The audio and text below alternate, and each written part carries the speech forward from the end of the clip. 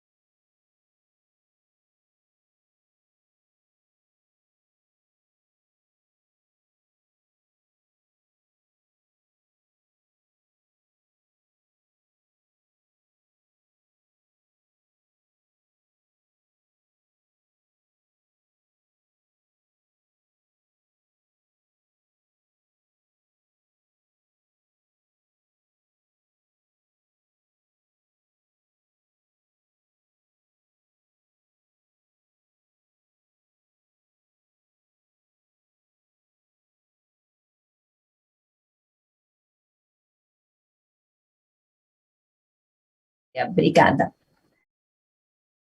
A todos, bem-vindos aqui ao nosso evento de empreendedorismo e inovação nas empresas familiares. So welcome everyone to our INSPIR talks. Tonight we're going to talk about entrepreneurship and innovation in family business. And I would like to start by welcoming all of our guests here tonight. So first of all, I would like to introduce two experts in the subject of entrepreneurship and family business. So please welcome Judy Lynn Walsh. So Judy is a principal at Banyan Global, and she has been working with family business for almost a decade. Judy has written many articles on the topic of family business, and one article talks a lot about entrepreneurship and how to foster entrepreneurship in family business. And this is one of the topics that she'll discuss with us tonight. So hello, Judy. Thank you for being here. Hello, everyone. It's a pleasure to see you. Thank you for having us. And also, I would like to introduce Nick DiLoreto. So Nick is also a principal at Banyan Global. like Judy, he has been in the field of family business for many, many years and supported families in the US and other parts of the globe in their challenges, including how to prepare for succession and next generation. And that goes to the topic of entrepreneurship in the next generation, or to how to keep your family with this entrepreneurial vibe. Okay. So thank you. Hello, Nick. Evening. Thanks, Aline. It's wonderful to be here. Thank you. And I would also like to introduce, and I'll switch to Portuguese now. Vou apresentar o Ricardo Amaro e o João Amaro. Queria agradecer a presença dos dois. O Ricardo e o João são alunos do INSPER, membros de uma empresa familiar e empreendedores, né? Então, eles combinam aqui um ponto de encontro super bacana e fizeram a gentileza de estar conosco hoje para falar sobre a experiência deles como empreendedores no mundo de uma empresa familiar. Obrigada, Ricardo e João. Querem falar um oi? Hi, everyone. It's a big pleasure to be here. A gente que tem que agradecer o convite. A gente achou que era para a gente aprender, falaram que é para a gente falar um pouco, então vai ser um prazer. Boa noite, pessoal. Obrigado, Aline, mais uma vez pelo convite. Espero que a gente consiga traduzir, passar um pouquinho da nossa experiência aqui. Great. So a couple of logistics for everyone that is in this event. So you can use the Zoom chat if you want to ask questions. At this point of our lives with post-COVID, everybody should be used to Zoom, but if you have any questions, let us know. You can also open your microphone and ask your questions directly to either the panel or to Ricardo and João. You can ask them in English or in Portuguese. We can translate if you want to. So feel free to comment, ask questions, dialogue, okay? So ready to start this conversation. It's basically INSPER Talks because it's not a presentation. We'll dialogue, we'll have a conversation on the topic. So to kick things off, the idea is to ask Judy and Nick a couple of questions about entrepreneurship and the impact of entrepreneurship in family business. And I think I would like to start with a fundamental question, Judy and Nick. So why is entrepreneurship such a hot topic in family business? Why is this so many people speak about it or talk about it, and why is this so important? It's a great question, Aline. It's something that Judy and I have looked into quite a bit as we've worked with families to help navigate transition and to help work on entrepreneurship and next generation. And perhaps we'll start by setting some context here, which is, I think everyone knows that entrepreneurship isn't a new thing, right? People finding new ways to allocate resources and do great things with what they have has been around since the dawn of time. You know, be it a better mousetrap or a better way to conduct business, it's been around. But what you might not know is that the term entrepreneurship hasn't actually been in the lexicon for much more than 200 years. The term was actually introduced in the 1800s, if you can believe that, by a French economist. And it really didn't become popular until the early 20th century with another economist named Joseph Schumpeter. So if it's been around forever, but it's just now becoming a hot topic, I think the question is what's changed, right? And I think the best explanation for that is it's become a thing. It's become popular, right? It's next generation many next generation, I guess we could say, don't dream of becoming, or don't dream as much of becoming a doctor or a lawyer anymore. I have 3 young girls at home, and what they say is, I want to be an entrepreneur, right? That's what people dream to do, or more and more people are dreaming to do. And part of that is the rise of technology and the rise of unicorns like Facebook and WhatsApp and Zoom, the platform we're on right now. Part of it is pop culture, and part of it is the business schools are picking it up. So it's become a thing, but it can become a thing and potentially not be a thing for family business, but it's also really important in family businesses, that at least what Judy and I are seeing right now. And different families have different reasons for trying to promote entrepreneurialism. But what I guess I would say is part of it is adapting, right? Part of it is family businesses and their owners trying to disrupt, not be disrupted, right? Part of it is trying to build that better mousetrap, if you will. And part of it is a next generation that's been raised to I don't know if lionize is the right word, but to really look up to entrepreneurs. And so it is a hot topic. It's an increasingly hot topic, but it's also an increasingly important one for family businesses who are looking to sustain across generations. Thank you, Nick. And if this is such an important element of our reality and the future, and like such a buzzword, such a presence, and such an aspirations for many individuals, why is it so hard to sustain entrepreneurship and innovation in family businesses? Well, where I'd start there is it's hard to sustain entrepreneurship, period. Okay. It's interesting. I'm reading a book to my daughters by an author, a professor of organizational behavior at Wharton, named Adam Grant, he talks about this idea of leaf.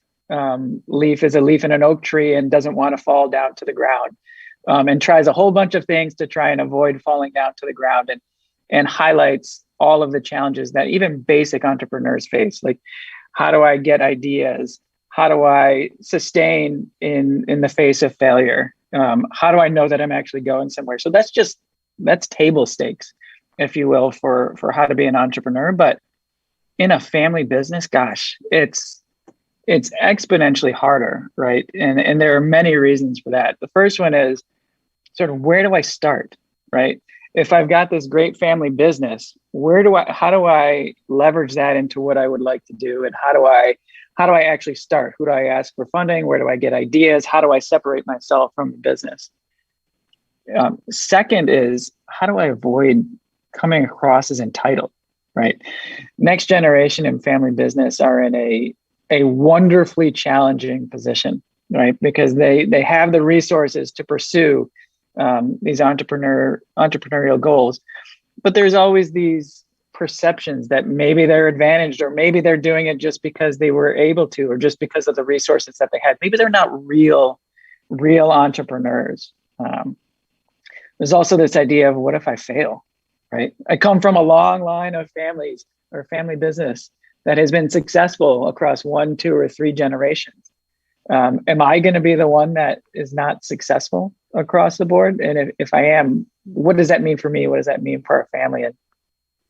And many of them say to us, well, I've got the spark, but it'd be so much easier to go into the family business. And maybe I should just do that. Maybe I shouldn't even start. So sustaining, or challenges to sustaining, have many different dimensions. And those are just a few, but the ones that are successful, boy, do they do great things. Interesting. And João and Ricardo will tell us their story, but do you guys, like Judy and Nick, feel that can we cultivate entrepreneurs in the next generations of family business, or it's just like genetic, or some people have it and some people just don't? How would you describe this phenomenon of becoming an entrepreneur, or raise an entrepreneur, let's say? Alini, I love that question. Because if you think about successful family businesses, every single one of them started with an entrepreneur. Whether they knew it or called themselves that or not, but they were a risk taker and they started that.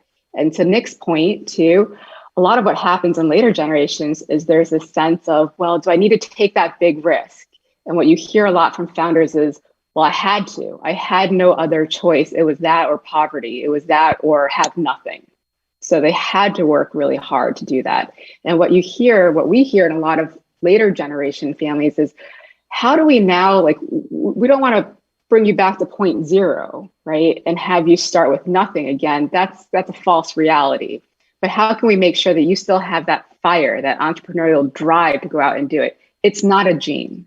It's not a gene. Just because somebody in your history had the ability to create an amazing business doesn't mean that everybody in the family has that same spark, has that same whatever. It doesn't mean that if you don't have that in your past, that you can't do it yourself, right? So I don't think it's genetic, but I do think that there are certain things that you can promote to make sure that people try hard and try to promote their entrepreneurialism and take those chances instead of just taking the safe way route, because they do have other options at this point. And in your experience, Judy and Nick, are there wrong ways to cultivate entrepreneurship, and on the other hand, best practice that you could share with us? Yeah, also such a good question. I think we've seen two primary approaches to cultivating entrepreneurship. There's this one approach that we see in a lot of families, which is if you build it, they will come. So if I design a very beautifully thought out, elaborate program to support entrepreneurs, I have a new venture program, I invite all of my next gen family members to do it, and I've got, then you will naturally become phenomenal entrepreneurs. But as anybody knows, like Facebook, for every Facebook, there are 100,000 startups that tried and failed, right? It's not just because you had a great idea. Sometimes it's opportunity, it's luck, it's hard work, it's all these things that happen. So it's not just if you build it, you're going to have an entrepreneur who just naturally, genetically has that ability. And the other thing that a lot of people say, well, you have more advantages than the founder did. You have all these things. You should just be able to do this. You should just do it. And that also sets a false expectation. There's just this pressure to feel like you have to all of a sudden go from 0 to 100. And what you don't hear often enough about the starting entrepreneur is how many times they failed before they got there. So I think that those are some of the two biggest things that we see that people get wrong, is this idea of like, we're going to design something beautiful and therefore it's going to happen. Or you should just be able to do it. And I'm going to give you no support, just this incredibly high expectation. If I could, it's interesting, Judy, that you mentioned it that way. I have families that we've worked with who the common refrain is, if you want to be an entrepreneur, go be an entrepreneur, right? To Judy's second point, don't talk about it. Don't ask these questions. Go out and do it and figure it out for yourselves.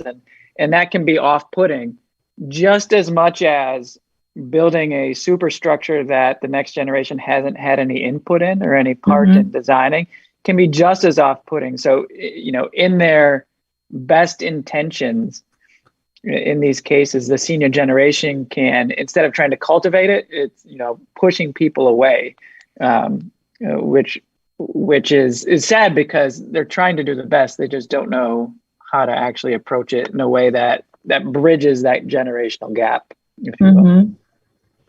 And have you found, or do you have any ideas or practice of how to find this middle ground and not being into one of those two extremes that you guys described it?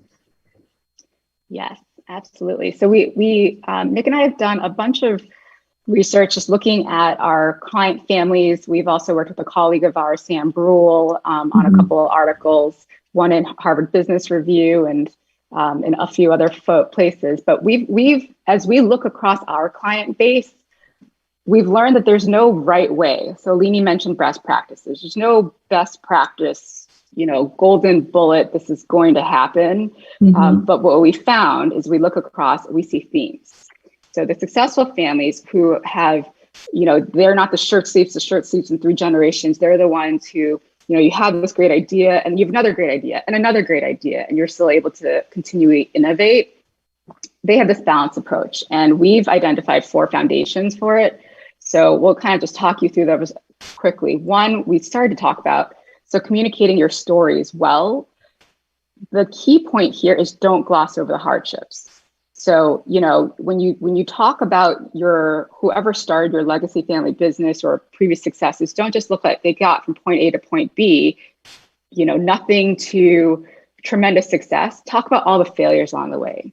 So we had this one founder who, he started an incredibly successful wine business. And what he would always tell his grandchildren and his children was, when I first started this, I went bankrupt 3 times. I started this, and then, I had this great idea. I thought I was on to this perfect blend. We had a bad frost. It was over.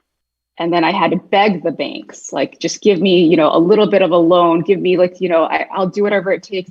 And then because of that gritty, it was hard. He almost lost it several times. And then you go and you fail again, fail again. That's the important part. It's not just this fairy tale, right? So don't gloss over the hardships. Tell the hard stories. We find that people don't do that enough. But if you can impart how hard it is and not just the expectation that it's going to go well, then you're setting up future generations for success.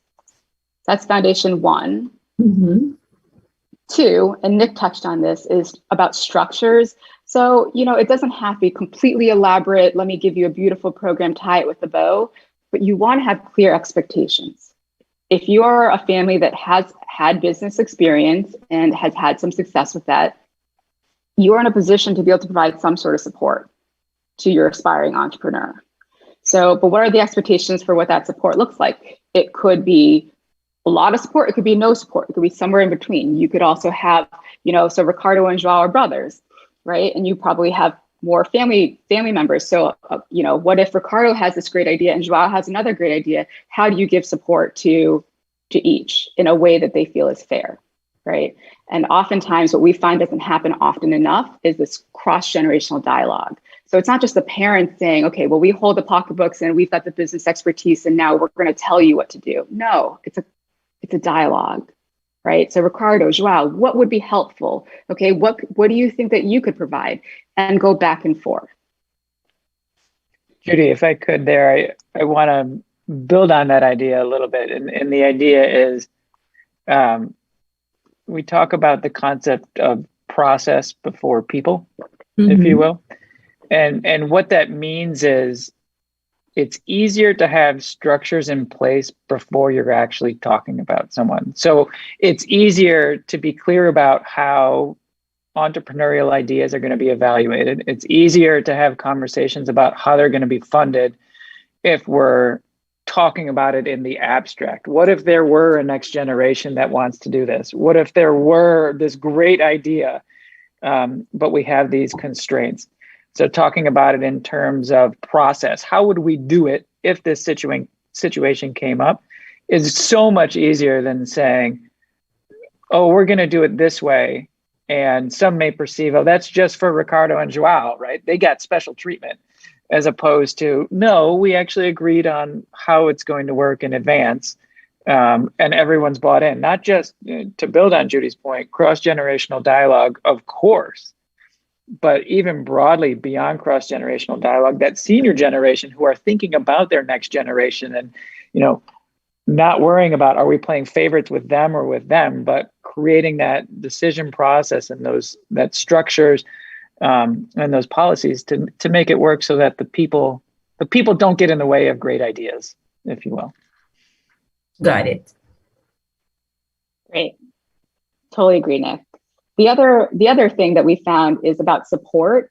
So structure important, stories phenomenal, but support. So you have to calibrate it. This is a Goldilocks problem. There is such a thing as too much support and too little support, right? So the things that we've seen that successful families do is you test for viability. Is it just, oh, I had an idea, great, let me pull out my checkbook and here you go, blank check? No. What is the business? Help test that business idea first before you put any money on the table, right? What's the idea? What's the return? What's your business case? What's your business plan? What's your market? Who's your audience? Really, like, if you have family members who have the benefit of business expertise, use that intellectual and emotional expertise to your advantage, right? Don't be afraid of it. Harness as much as you can. And we would also say, think about non-financial benefits. It's not just about the money, right? If you have a good enough idea, you can get funding from anywhere. You can get funding from Silicon Valley. There's so many investors out there. that's not what the family part is. That's the extra edge that you can give, is about things like what you bring from your decades of experience that other people, outsiders, wouldn't give that. You wouldn't share that with somebody besides family. And then the other last point that we would say is just don't micromanage it. And this is so hard for people who are successful business people, is there's an idea of like, oh, Ricardo and Joao have this amazing idea. Great. Let's all jump in, and slowly you see the idea is not necessarily the originator's idea, but again, it gets taken over. So how do you set like enough that you're getting the wisdom almost like at a board level, but not so much that you don't have too many cooks in the kitchen? So that's one on support. And then the last one I'll just say is give them space, right? And as aspiring entrepreneurs, also like make sure that you set aside your space too, right? A lot of family businesses, to Nick's point earlier, they want the next generation to come into the legacy family business. They want it to continue. So there's almost this pressure expectation. But if you have somebody who has this brilliant idea and really wants to carve their own path, let them do that.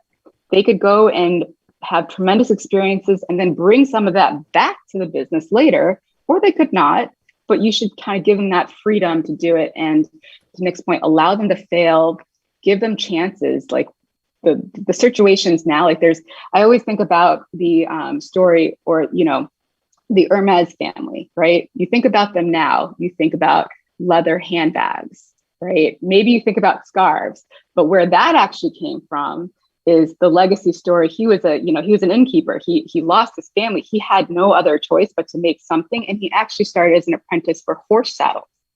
Okay. So back in the day, he's making horse saddles with leather. If somebody hadn't innovated in that family along the way, they would still be making horse saddles. This is not the same business. So those are some of our best guidance based on our experiences. If I could, I just want to offer two things. One of my favorite stories is about allowing the next generation to fail. There's a family that we know in the States that gave their next generation a large sum of money to invest together. And over time, they invested it. And unfortunately, they lost it all of it, relatively quickly in the span of a year or two. But the patriarch and matriarch of that family say that that's the best money they ever spent. And why do they say that? Because the next generation learned what it feels like to work together, learn how to go through the tough times together. And interestingly enough, for this family, that next generation was given another chance, and they made enough money to buy out their parents through their own investments. But all the way back to the beginning, they have the stories. They have their own story now that they can share with the next generation, which is failing and succeeding, and what both feel like and why it's important to bring people together. One last thing I want to offer is we've got the pillars here. I like to use a sports analogy when we talk about this as well. And I'm a soccer player, so I'll use a soccer analogy here. And that is, think about each of these pillars as a skill, right? One pillar is your right foot.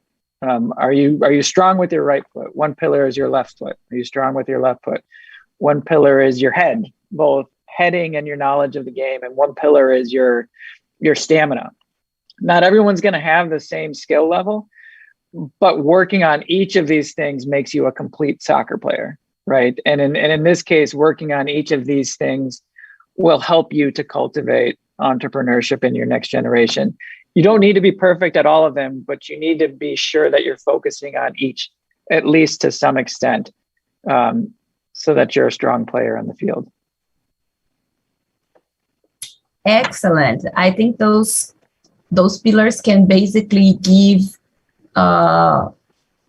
sort of like a set of pathways that added can combine for a great experience and for like very good development of entrepreneurship from one generation to the other, to the other, to the other, as Judy explained.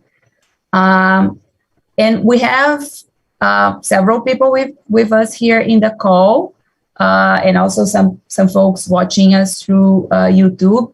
If they wanted to know how well they're doing right now, their families are doing. Like if you want to talk about entrepreneurship with your families, if they want to talk about entrepreneurship with their families, or if they want to sort of like understand, like, are we doing the right things or not? Do you guys have any suggestions, any ideas you can share?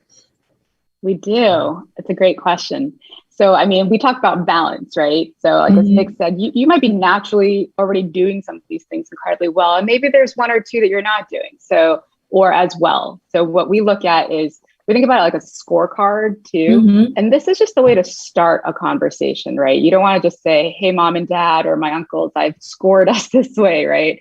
But hey, I had this great Insper talk, and these guys kind of said, well, they asked us a series of questions and asked me to rate how I think our family is doing on a scale of green, we're doing this really well, yellow, we're kind of doing it, or red, we're not really doing this. This is an area that's a miss, right? So we took these questions and you kind of score, and we'll ask Ricardo and Joao if they wouldn't mind sharing their experience. You kind of score across. There's no perfect score, right? It's just a question of like, oh, we're actually doing pretty well, or oh, there's a few things that we're kind of missing on. Maybe we should can we talk about ways to really strengthen how we're able to use our intellectual, and business expertise. Help me make sure this is a really good business idea before I go forward and fall flat on my face, right? So we suggest this scorecard. You just rank each of your answers, and we'll ask you all we'll poll and see what your responses are. And then just use it as a starting point to have a conversation. You could also be surprised if Ricardo could answer this one way and Joao could have a totally different perspective, and then you can talk about it. I think that's the best part, Judy. This is, like you said, there's no right or wrong answer, but finding out where you're aligned or where you're not is really what can lead to the important conversations about what you want to work on as a family, and potentially what you want to learn about, right? If you go to that first question, which is, do we share real stories about entrepreneurship? So we find it to be super useful and frankly, super fun to launch those conversations as well. Great. So I'll switch to Portuguese so I can be more direct and explain. So, para todo mundo que está aqui no grupo com a gente, né, pessoal que está ouvindo, participando aí, nós colocamos aqui no chat uma pesquisa que vocês podem clicar para responder justamente esse scorecard, tá? Então, nosso pedido é, se vocês puderem agora mesmo, ao vivo e a cores, vamos fazer ao vivo, tá? Se todos vocês que estão aqui nos ouvindo puderem entrar aqui no chat, clicar nesse link e responder a pesquisa, no final a gente vai aprender um pouquinho com os resultados do grupo, tá legal? Então, vamos lá. Ao mesmo tempo, a gente vai continuar o nosso papo aqui com, agora em português, com o Ricardo e com o João. Então, Ricardo e João, obrigada. So, Judy and Nick, we asked everyone to fill in the survey, and I told them at the end we'll summarize the main results. We'll go back to you guys, but now we're talking to Ricardo and João a little bit, okay? And I'll do some of the translation so that everybody is up to speed. So, Ricardo e João, conta um pouquinho pra gente da história empreendedora de vocês, assim, o que é o negócio de vocês, o quão parecido ou diferente ele é do negócio da empresa familiar de vocês. Se vocês puderem falar um pouquinho aí da história de vocês. Quer começar? Claro, começa você que tem mais... A história começou com ele, de fato, assim, uma demanda real, então a gente sempre gosta de iniciar contando essa historinha. A gente fala que é um pouco clichê que a gente sempre conta, mas fica um pouco mais palpável.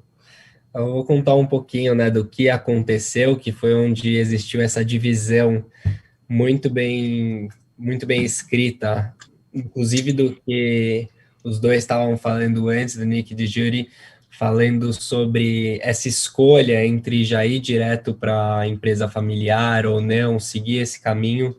E foi realmente de uma demanda ali que um amigo nosso pediu socorro, falta de gasolina, e surgiu a ideia a nossa ideia de abrir uma startup de delivery de combustível e energia.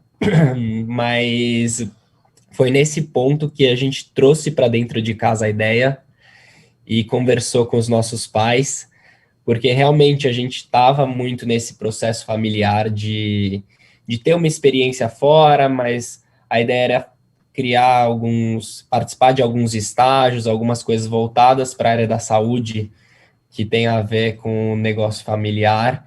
Então, esse seria o traço natural, e acabou ali aos 45 do segundo tempo, né, que era onde a gente deveria estar procurando algum estágio, surgindo essa oportunidade, e a gente trouxe para dentro de casa essa possibilidade da gente levantar essa startup, e é muito engraçado porque a gente está vendo ali os dois comentarem bastante dos pensamentos que a gente passou, né, um pouquinho da história que eles contaram, inclusive dessa analogia que o Nick fez de futebol e tudo mais. Eu costumo traçar uma outra, eu costumo falar da bicicleta, eu já cheguei a te contar um pouco, Aline, vou contar um pouco aqui, que eu vejo muito que a nossa família tá ali atrás da gente aprendendo a andar de bicicleta.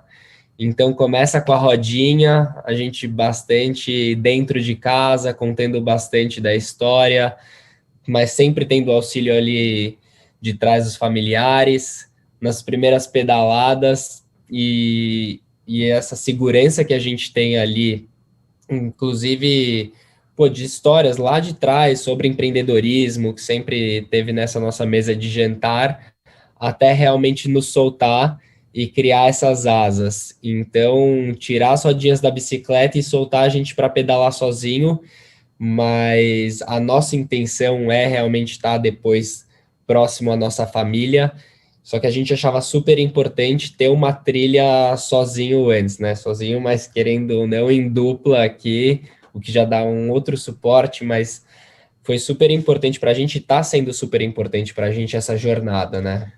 E também trazendo aí mais uma coisa que a Judy disse, realmente o suporte ele vai muito além do financeiro, não se resume, quando você fala, um suporte familiar, você já pensa em um dinheiro da família que você possa usar, mas vai muito além disso, até porque a gente sabe que dinheiro, existe hoje bastante liquidez no mercado, e então, desde um suporte emocional até prático, de você poder, né, compartilhar seus problemas do dia a dia, até com network, enfim, é um espectro bem amplo, né?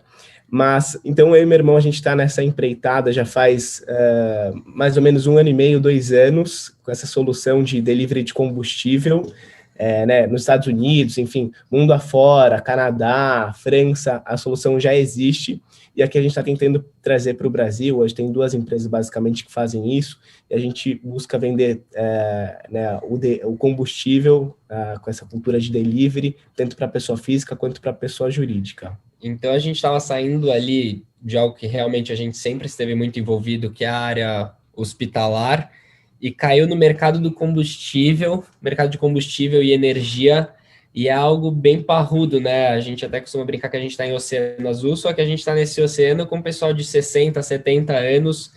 Então, o que meu irmão estava falando desse apoio emocional também foi muito importante para a gente, né? Voltando à analogia da bicicleta, a gente sabia que se a gente caísse, ia ter alguém para passar o metiolate na gente ali, para colocar um curativo. A gente sabe ao mesmo tempo que daqui a pouco não vai ter esse alguém. Tanto na nossa startup, quanto no legado familiar. A gente sabe muito bem disso, mas a gente achava super importante, a gente acha muito importante a gente saber pedalar sozinho, a gente saber cair sozinho, um ajudar o outro a levantar, mas se tiver ali com machucado tem que seguir, porque realmente é complicado, a gente acaba saindo com uma felicidade muito grande, que o nosso conselho, a gente brinca, é a nossa mesa de jantar. Então, muitas vezes a gente vem conversar com a família e pega bastante da experiência, ou às vezes só de falar, né, e saber que tem alguém escutando, mas muitas das vezes não só com contatos, mas com conselhos do que fazer, do que já aconteceu, e criando os paralelos do futuro, né, de quando a gente estiver próximo do negócio familiar, é muito importante. É uma experiência que a gente sente muito mais seguro, né? Sim, até porque a gente nunca teve então, para finalizar, até porque a gente nunca teve uma experiência fora, né, no mercado de trabalho, de fato. Então, contar com esse suporte, por mais que você, ali fazendo a analogia com meu irmão, você não caia da bicicleta, você saber que você tem esse suporte é muito importante. E conta uma coisa, João e Ricardo, assim, vocês se sentiram na obrigação de empreender por causa das histórias que vocês ouviam? Como é que era essa coisa das histórias? Assim, teve esse balanço que a Judy e Nick falaram entre os sucessos e os fracassos? Como é que foi essa coisa do legado para vocês? Sim, começa. Então, acho que assim, a veia empreendedora começou, na verdade, com o nosso avô, que era médico, se formou no Rio de Janeiro, veio para São Paulo, e ele tinha o sonho de ter ali, então, um hospital, uma maternidade, e diante desse sonho ele convidou, enfim, se juntou com mais 20 pessoas, e durante esse processo, até o negócio prosperar, as pessoas foram saindo. E ele é o que mais acreditou, mais ficou no negócio, né, muito da resiliência, a gente teve bastante desse conceito, e, enfim, até que só ele se tornou ali a pessoa que estava tocando junto com os nossos pais. Então, eu acho que, assim, era muito mais natural, né, e imaginado que a gente fosse ser encaminhado para o negócio familiar, e não que a gente fosse se desvirtuar, não se desvirtuar completamente, mas, enfim, que a gente fosse traçar sozinhos uma carreira, né, uma carreira empreendedora. Então, assim, a oportunidade apareceu, né, nessa historinha de uma demanda de um amigo, e a gente abraçou, simplesmente. Então, eu acho que, assim, não era tão esperado que a gente fosse traçar, mas essa história, essa veia empreendedora, de fato, contribuiu para a gente. E em questão de obrigação, né, nunca teve nada disso.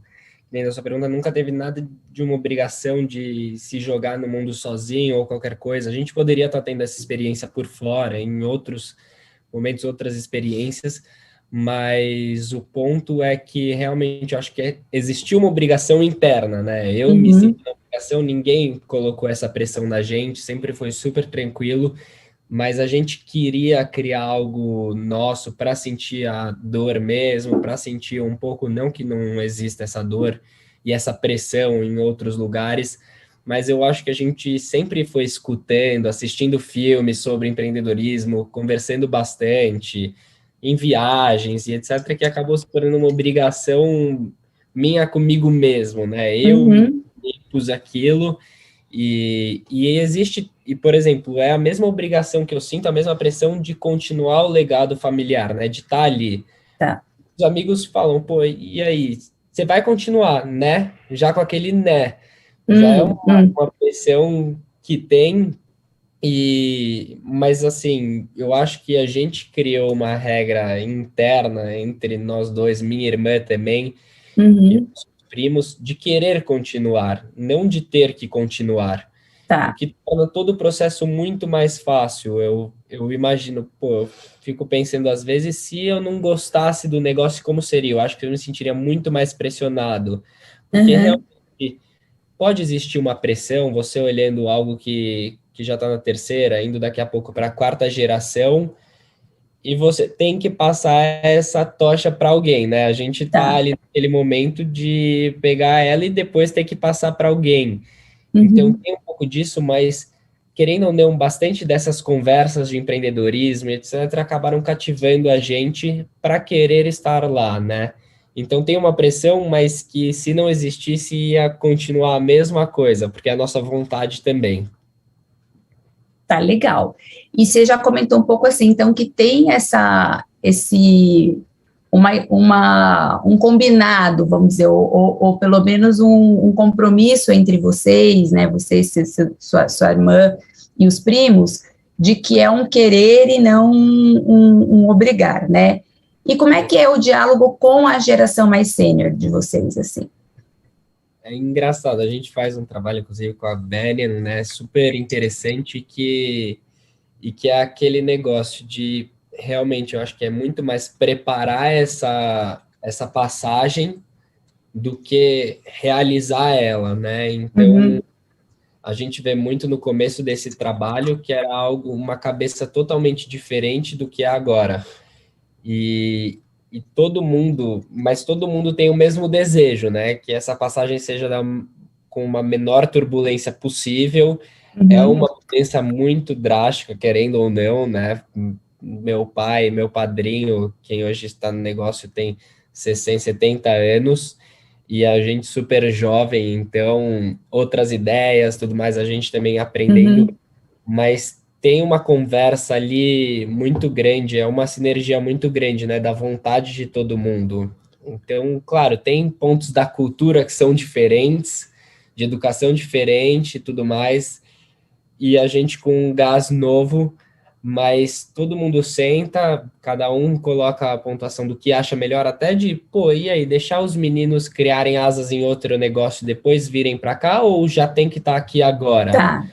Porque, querendo ou não, a gente vê eles como uma escola para gente, Aham. mas ao mesmo tempo tem uma escola no mundo para a gente criar essa casca e depois estar lá dentro. Certo. Mas todo mundo querendo esse mesmo ponto de encontro acaba facilitando muito. E esse diálogo aconteceu entre vocês? Sim. Ou está em progresso, vamos dizer assim? Diariamente, né? Tá. Ótimo, ótimo. E como é que vocês imaginam que é a percepção ou a reação a falhar? Primeiro, assim, o que na definição de vocês, porque eu achei bem bacana que vocês falaram essa coisa de que o apoio não vem só do dinheiro, mas eu acho que os objetivos de vocês também são muito maiores do que os financeiros, né? Vocês querem falar um pouquinho sobre isso e depois, assim, o que vocês considerariam uma falha e o que o seu pai, o seu tio, o resto da família consideraria uma falha, e se tem alinhamento com essa definição do que é falhar, né, e do que essa experiência vai trazer de benefício e de, vamos dizer, né, prejuízo, vamos dizer, para a família. Certo. Eu acho que, assim, eu enxergo muito que hoje se tem o conceito de que falhar, né, na nossa sociedade é muito, você colocar uma ideia no mercado e não acatar, você perder dinheiro, enfim, a sua empresa, ela falir, vamos supor. O que já é diferente, principalmente nos Estados Unidos, que tem uma cultura muito mais de olhar para esses empreendedores que já falharam e de falar, é um ponto positivo. A sua segunda tentativa, com certeza, você tem muito mais aprendizado, conhecimento para realmente fazer o negócio prosperar. Então, assim, acho que o conceito não vem de você colocar uma empresa no mercado e ela, por exemplo, falir, mas sim de você não se dedicar, né? Acho que quando você tenta abrir uma empresa, uma startup, você está dando cara a tapa, você está saindo da sua zona de conforto, mas a partir do momento que você não tem o comprometimento, a dedicação para o negócio fazer dar certo, aí que eu acho que começa a entrar realmente você falhou, você não tentou. Então, acho que o importante é realmente, porque apesar de você colocar a empresa no mercado e ela não dar certo, você vai ter tido um background, vai ter tido muitas experiências que você não teria vivido, né, se não tivesse colocado. O meu irmão comentou disso nos Estados Unidos, mas também acho que tem muito uma questão de ponto de vista, né? O que é o sucesso e o que é a falha? Porque, por exemplo, se a gente fechasse a startup agora, seria uma falha tendo em vista o mundo afora, mas eu tenho certeza que para os nossos pais, para os nossos familiares, já está sendo sucesso, porque a gente já está atingindo o que eles queriam, o que vai agregar no negócio posteriormente, que é a gente se entender como pessoa de trabalho, a gente se entender como sócios também. Então, por exemplo, a gente olha e a gente conversa disso, a gente fala, olha o nível de conversa que a gente já está tendo, olha o nível de pressão que a gente está tendo, acordando todo dia com um pesadelo, e que é um treinamento, querendo ou não, né? Tem pesadelo praticamente toda noite em relação ao negócio, e está sendo muito proveitoso, prazeroso participar disso tudo. E tem aquele ponto de, realmente, que a gente tinha comentado antes, que a gente não está querendo criar algo rico, algo que traga uma riqueza financeira. É até um pouco mais complicado, porque a gente quer criar uma grandeza, então acaba se tornando um pouco mais complexo, né? A nossa intenção é se entender também como como sócios, criar essa casca, ter essas vivências, saber lidar com essa pressão, é um pouco diferente. Então, até mesmo dentro da startup, a gente vê que o que a gente está criando não está sendo voltado para gerar riqueza, a cultura interna, e, querendo ou não, isso é um pouco do que a gente quer aplicar no futuro, né? Tá. E se vocês tivessem que dar uma dica, um conselho para alguém que está aqui nos assistindo, nos ouvindo, e tivesse a vontade de passar pela mesma experiência que vocês estão passando, o que vocês falariam, assim? Eu vou dar 2 dicas. Eu vou dar para alguém que vai passar para nós. Por exemplo, se tiver algum pai escutando a gente, o filho também vai passar por esse ponto. Eu acho que a minha irmã teve um papel muito grande nisso, que foi alertar nossos pais de, pô, deixa os meninos criarem, né? Deixa eles criar as asas dele. E foi fundamental, porque no começo a gente sentia aquela restrição, aquele, pô, não, fica um pouco mais embaixo da nossa asa e tudo mais, e hoje está vendo completamente o ganho que está sendo para a gente. Então, a dica que eu dou para se tiver algum pai, alguém nessa situação, é realmente deixar livre, e, por exemplo, se existisse essa falha financeira, qualquer coisa, tem todo esse ganho por trás que a gente está tendo. E para o pessoal que está no nosso lugar, é o oposto, mas é de quem está escutando do outro lado, de, pô, segue, porque realmente é uma jornada muito, muito legal. A gente tinha tido algumas experiências, eu tinha tido algumas experiências de trabalho internas, e eu sentia muito falta daquele, pô, olhar para um chefe e ter medo de receber uma bronca, alguma coisa assim, de atrasar, sabe? Por exemplo, eu começava a me cobrar muito porque ninguém estava me cobrando demais. Então, é super importante você ter essa experiência por fora. Estava chegando ali no momento que eu ia buscar um estágio que eu não queria nada a ver com o nosso negócio, porque eu queria passar por isso, né? Querendo ou não, existem muitos contatos e iam acabar tornando flexíveis algumas coisas e tudo mais, que não era o que a gente estava procurando para criar esse escudo e etc, né? Eu acho que vai bem por esse lado. A gente teve esse ponto de vivência em que, né, nossos pais falaram, pô, mas será que empreender, ir para outro ramo, vocês estão na faculdade, vão trabalhar com a gente? Então, a gente teve um pouco dessa questão que meu irmão comentou, e realmente não o suporte, mas a conversa com os pais, a forma como eles lidam com isso é de extrema importância para realmente encorajar. E acho que essa talvez seja uma grande palavra, você realmente, assim, ter coragem para sair da sua zona de conforto, né, pensar, seria talvez mais confortável você entrar no negócio da sua família, ou seguir até uma carreira, sair da faculdade, entrar em uma empresa, mas esse sentimento de, pô, vou colocar realmente minha cara para o mundo, vou me arriscar, e se a empresa né, não ter prosperidade, não significa que você fracassou. Até a gente comenta isso, diariamente o que a gente vem aprendendo, tendo novas experiências, sem dúvida nenhuma, isso conta e vai contar muito para, né, o nosso futuro, quando a gente realmente for trabalhar com a família. Puxando um gancho do que meu irmão falou e até relembrando o que o Nick estava falando, de realmente sair dessa zona de conforto, né? A gente poderia olhar muito bem e falar, pô, vamos para o caminho teoricamente mais fácil, que é já estar próximo da família e tudo mais.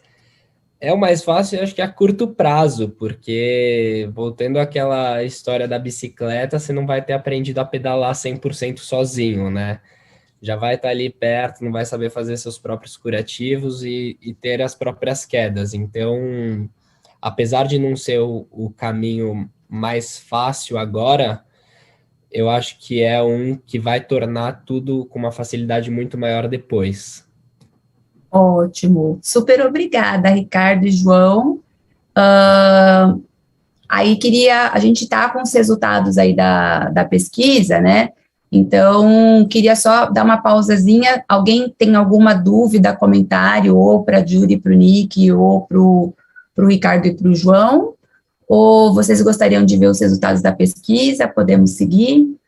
Estou vendo aqui no chat se está surgindo alguma coisa.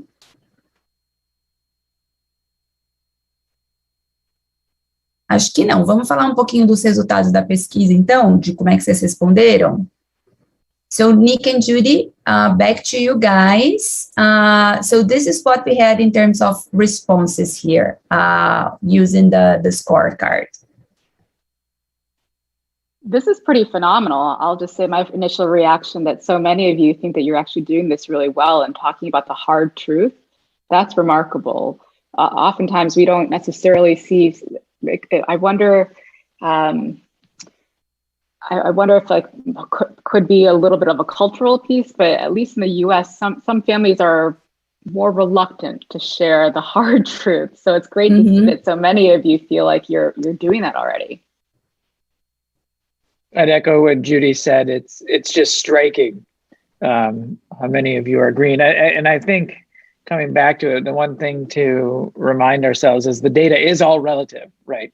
And so it may be great for you and it may not be great for others, but I think overall it's striking and encouraging based on our experiences. And for those that are in the red or yellow, I think you potentially have some peers on the call this evening who may be able to help you, or I don't know where Ricardo and Joao scored themselves, but perhaps they'll have some advice for you as well as we go through.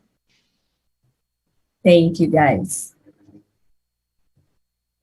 This is also equally striking. It's funny. So Nick and I, we did a similar presentation to a family business group in Asia, a club, and their results were almost the exact opposite of these results. Where when it came time to telling the real hard stories, so much red. Nobody wanted to talk about the hard stories, but they had a lot of structure here. And so it's interesting. So the stories you guys are all doing largely well here, but the structure is where just getting some clearer guidelines and having that cross-generational dialogue sounds like that would be valuable for many of you. Yeah. Going back to talking about how to sustain entrepreneurship across generations and the importance of it, one of the things that we find is many people, you talk about structures, but people don't know what are the questions to ask, right? What are the structures that we need to put in place? Is it something as simple as how are we going to make decisions about what gets funded? Are we going to fund things? How are we going to fund things? Who's eligible for them? If we fund them, is it equity or debt? What are the benefits beyond financial that we're going to offer? And so my hypothesis is it may be that there could be additional clarity around what those structures could be. And that may help enable more conversations here about the structures that you might need to support these aspiring entrepreneurs. One small story on that actually just reminds me, we had a client and he had 11 children. And his way of, if you had an entrepreneurial idea, and you wanted funding or you wanted his help in some way, it was just come in, tell me your idea. It was a closed door meeting, and then you would go out and you'd either have approval, you would have potentially some funding or not.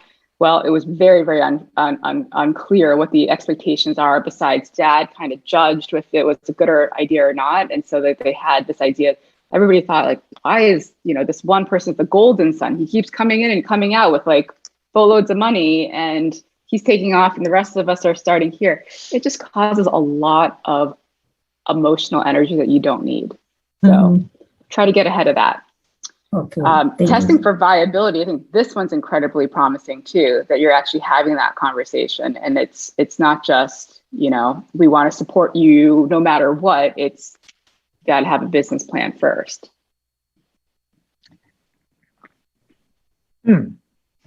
Interesting. This is, I think this is one of the hardest ones to do, right? To offer benefits beyond money to support family entrepreneurs. And in my experience, the reason is, how do you calibrate getting an endeavor off the ground versus how do you calibrate having that next generation feel ownership and feel that they've developed it themselves?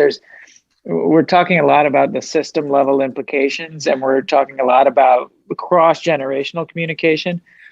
But one of the most challenging things I think we've seen is next generation who make it but who lack the confidence because of how they made it, right? They make it, but they always wonder, did I only make it because I'm from this family? Or did I only make it because my parents gave me money? Or did I only make it because I had a leg up in all of these connections? And that's what makes this one so hard. And frankly, to me, that's why this one's not as surprising, because it's really hard to do well. And it's really unique to each individual situation and each individual person, and how they see themselves, and how the family sees them, and how the family sees itself as well. Completely agree. And I love this one too. I'll give an example here, because this is a hard one also to get right. How do you give boosts without micromanaging, where all of a sudden you're in, your senior gen is in every single meeting with you. He's meeting the bank, he's meeting like the website developers, he's doing all this stuff, right? Like, how do you kind of give enough space? And one of our client families did this really well. What they actually said is, we're going to set up a quarterly camping trip. So every 3 months, we're going to have a camping trip. We're going to go away for a weekend. It's going to be us, our dad. And the only time he's going to hear about our business idea is during this quarterly camping trip. So he can't see our daily numbers, where we're how we're trending, what we're doing, what the daily fires are that we're putting out. All he can do is we'll give him the high level, big picture, 10,000 foot problem. He might give us a little guidance, and that's great. Because you literally can't go any deeper when you're that high level. And then that ended up being a phenomenal way to kind of get the guidance, but set some time and space expectations. It was really valuable. That way you're getting more of that board level guidance, instead of somebody who's sitting there right with you in the day-to-day operations.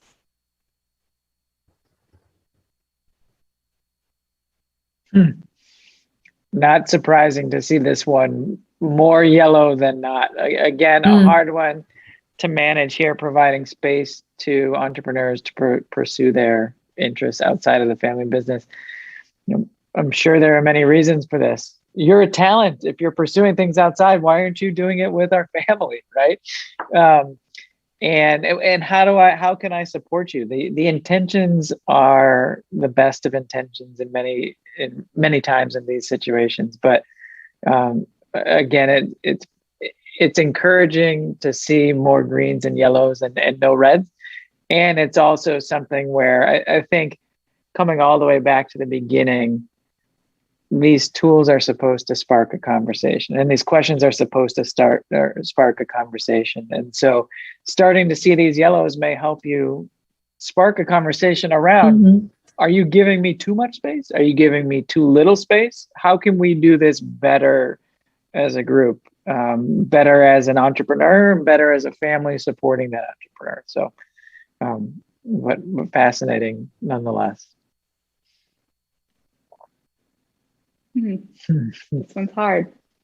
It's almost the entrepreneurs is almost harder than the entrepreneurs, because if it's in the industry that your senior family members know really well, they're tempted to just, oh no, I wouldn't do it that way, or I tried that back then and that's not how it works, or but times are changing every single, I think that it's something to keep in mind. And we have it could also be like, if you have a senior gen who's interested in reading too, we've got this great article that we wrote for Harvard Business Review that is helpful for some senior gens to read, so that they can actually remind themselves, oh, I do need to give you breathing room, because you're responding to different signals in the market, right? You're responding to the current generation, everything around you. You have a new idea, it's going to be different. You're going to do it differently. And there's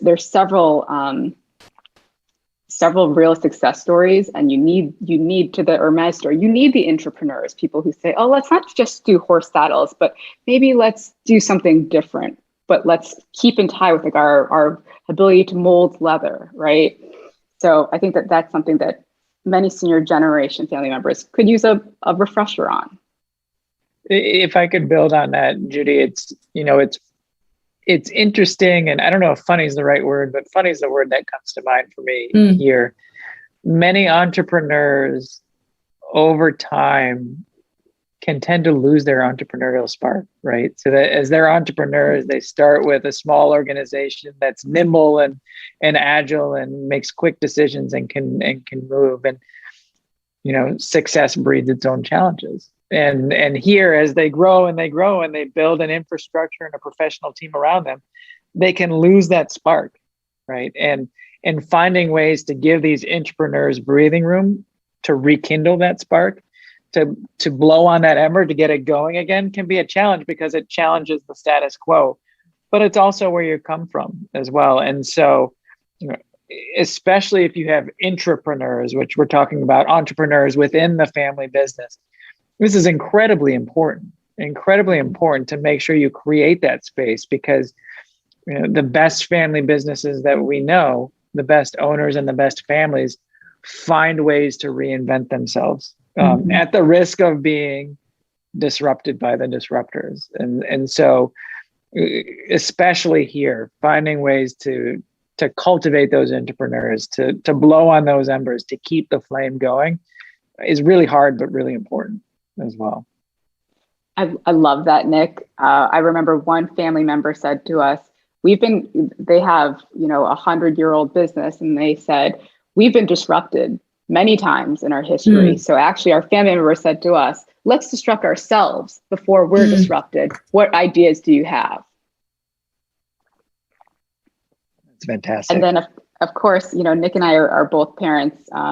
He's got more children than I do, but it's hard to let your family members fail, right? You want to support them and you want them to succeed.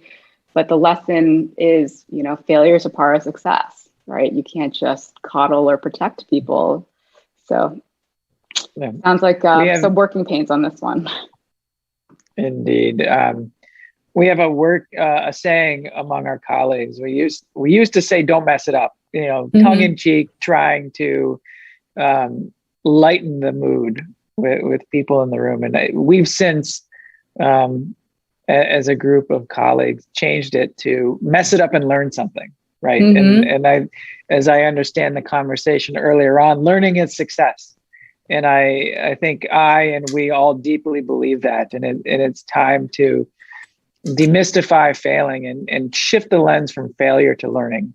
Because if you're learning from every failure, from every setback, you're going to be better off in the long run. And so figuring out how to do this well is important. Great. So thank you everyone who actually responded to the poll here live. It really helped us have this conversation and this discussion. And I found it interesting, as Judy and Nick pointed out, how different cultures, like from Asia, from Brazil, for instance, have different responses. It pretty much for me reflected a lot of our culture.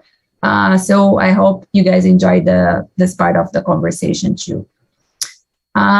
So thank you very much, everyone, for being here for this Inspire Talk session. I would again like to send a lot of love and appreciation to Judy and Nick for being here with us today. E super muito obrigada para o Ricardo e para o João. Adorei a história de vocês, foi incrível. Espero que tenha inspirado muita gente aqui no grupo. E a todos os participantes, boa noite. Nossa, muito obrigada. Bye. Our pleasure. Thank you all. Obrigado mais uma vez pelo convite. Obrigada a vocês. Bye, bye. Tchau, tchau. Tchau, tchau. Tchau, tchau.